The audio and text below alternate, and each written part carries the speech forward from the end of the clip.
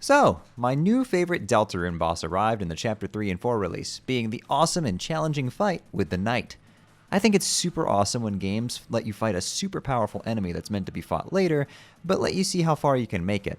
I think the biggest example that comes to mind is in Chrono Trigger, when you can fight Lavos, the final boss, whenever you want at any point in the story, just to see if you can hash it out with him. And the game has a whole bunch of different alternate endings if you do it at a certain point, and even led to the game inventing the tried and true New Game Plus system. But anyway, the Knight. Amazing fight. Pretty difficult, but also extremely fair, and in fact, pretty usually in the player's favor with surprisingly generous hitboxes. Except for the one at the end of the sword tunnel, but that got fixed in a patch, so we're all good now. But the amazing fight isn't what we're here to discuss. I want to talk about the Knight's identity, and just lay all the cards on the table and catch up to where we're at right now. But first, if you need help defeating the Knight, it's a hard fight, and you're going to be playing for a while. And when you're gaming for a long time, you'll want something comfy to sit on and support you through it. That's where the sponsor of today's video, FlexiSpot, comes in. A lot of people do not pay nearly enough attention to the chair they sit in, and for people like us, we spend a lot of time sitting down at our desk playing games or working from home. I'm 26 years old, which means I'm basically ancient and need to be carbon dated, and taking care of your back is seriously important. A lot of dinky office chairs or low-budget bucket seat gaming chairs are really damaging to your back over a long period of time. But the FlexiSpot C7 is a legit chair that gives great support and comfort even during long gaming sessions. My favorite thing about it is the adaptive lumbar support.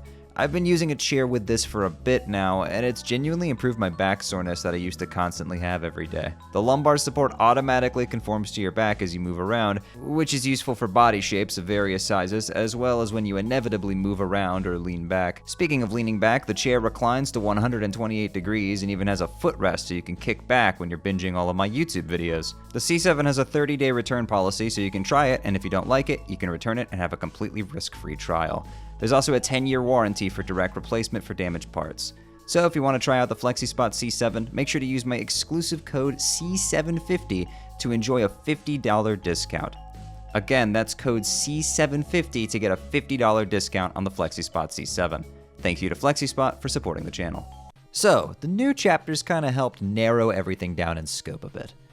When Chapter 2 released, fandom conversations about potential Knight candidates sprung abound, but eventually, conversation narrowed down to 5 major candidates. These were December Holiday, or Des for short, Noelle's missing sister, Mayor Holiday, who didn't have a stated name yet, but a lot of fans correctly used the holiday naming scheme of Noelle's family to correctly guess that her name was Carol, Alvin, the priest of the hometown church and son of Gerson Boom, Chris, the main protagonist of the game, and Papyrus. He was there too. With the release of Chapters 3 and 4, discussion has narrowed and has largely focused on 2 of these candidates, Des and Carol. Let's talk about the other candidates really quickly just to recap. Chris Knight was a theory that floated around a lot, but to be honest, I personally have never really put any stock into this theory. Instead, almost every single point brought up in Chris Knight theories was something I felt was painting their role as something important, but different from the Knight, and it seems I was vindicated on that. Chris and the Knight are literally on screen at the same time, so unless you're a multi-Knight believer, this one's basically been disproven. However, like I said, many of the points brought up for Chris Knight, instead, the really interesting ones, can be used in interesting ways specific to Chris as a character. Their mannerisms, opening of the TV world Dark Fountain, and their actions off the screen away from our viewport of the soul, their relationship with Noelle and all of her family members as well. These are all interesting things that are going to seem to be more in the direction of Chris being reluctantly roped into this big, elaborate scheme with this mysterious voice on the phone. Next up, Alvin. At first, this was the Knight candidate I believed in the most, but after a bit of thinking last year, I realized that I viewed Alvin Knight in pretty much the exact same way that I view Chris Knight. Alvin had some suspicious stuff going on, like taking Gerson's hammer out of his grave and having a drawing in the supply closet, a room that notably has every other piece of it present in the Chapter 1 Dark World. Instead, though, Alvin was just like Chris in that those factors were pointing at something else instead. I still think Alvin has more of a part to play in this story, especially with Susie leaving him that letter from Gerson, but I think he's basically completely out of the running for the Knight position at this point. He's doing his own thing, it seems. So that just leaves Papyrus.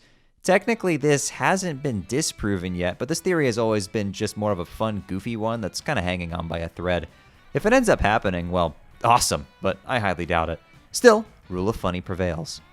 So, the two main candidates remain. I mentioned earlier that I switched from Alvin to a different candidate last year, and the candidate I switched to was Des, which seems to be now the front runner. So we have Des and Carol Holiday. Des has always been a character that's been getting built up behind the scenes, out of the main focus, but with a consistently growing presence. Mentions of her were scarce to non-existent in Chapter 1 era, but Chapter 2 elevated it quite a bit. Several instances of build-up to this character were directly in the main path, such as Noelle spelling her name in Cyber City, or being the reason that Noelle loses the spelling bee to Birdly. But there's been a whole ton of hints and pushes dropped in the extended media, particularly during the Spampton sweepstakes. There's also now the knight's actual physical design, which seemingly has antlers, wield a weapon that is at least reminiscent of a baseball bat, which is related to Des through the song Raise Up Your Bat that plays in the Chapter 3 activity, as well as her just presumably having one. Additionally, the knight's mannerisms are over the top, cool, and something I've personally described as aura farming several times. Doing a lot of teleporting slashes, like when they attack Tenna, then specifically turn around so that they can turn back around when the party moves on screen. Or them ascending the staircase with their arms folded, or their vanishing teleport slashes when they sneak attack the party after being seemingly defeated. This lines up with the kind of mannerisms you'd expect from a character like Des, who, through Chapter 4's exploration of her room, is shown to clearly be rebellious and into some pretty metal subjects. In stark contrast with her extremely controlling and strict mother figure, it all checks out. And then, the last big piece of evidence in Chapter 3, the gumball machine hides a secret if you donate 1225 points. 1225 being December 25th, Christmas Day, quite literally a December holiday. That might seem pretty self-explanatory, but I'm sure some of my international audience might not have picked that up immediately, since it would have been 2512 for a lot of you. In this game, the music that plays is a guitar version of the song Lost Girl, which was teased on the sweepstakes years ago under the name findher.ogg, with the image of Des's red guitar. And yes, the game calls this red when it's clearly orange, don't ask. In this secret game, it ends with something similar to a shadow crystal being formed out of a watery glass. The knight's sword, at the very least, seems to be made out of this material, as the chip that falls off gives you a shadow crystal and the black shard weapon. So, all this seems pretty certain that Des is the knight, and I agree. So what about Carol? Well, one thing that a lot of fans bring up in the suggestion of Death Knight is that it's too obvious. But keep in mind, most of what I mentioned are details that require at least some thought, if not multiple playthroughs, and looking beyond the immediate main story in order to figure out. In my opinion, Carol is less of a candidate and more of a red herring. To a player playing for the very first time, she's probably the initial candidate your mind wanders towards. She has a cold, intimidating presence. She's directly antagonistic towards the party, except for her dynamic with Chris. It seems she's also the voice that speaks to Chris on the phone. The voice mentions, "I'll be right over," before Carol shows up, and in the weird route at the very end, where the ominous voice normally plays, it's replaced with a direct call from Carol instead. She also has a black sword in her room that Asgore inspects secretly and describes as a black shard. But with all the evidence for Des, and how Carol's mannerisms almost completely contradict how the knight acts, I instead think she's a red herring and is instead sort of the mastermind of this Team Knight plan.